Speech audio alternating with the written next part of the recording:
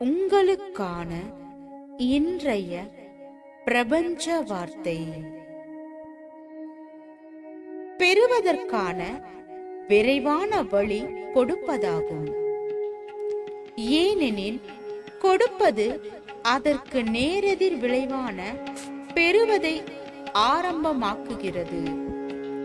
நாம் அனைவரும் பெறுவது எல்லாமே நாம் எவ்வளவு கொடுக்கிறோம் என்பதை பொறுத்ததாகும். உங்களிடம் உள்ள மிகச் சிறந்ததை எங்கு சென்றாலும் கொடுங்கள். புன்னகையை தாருங்கள், நன்றியை தாருங்கள், கருணையை தாருங்கள், அன்பை தாருங்கள்.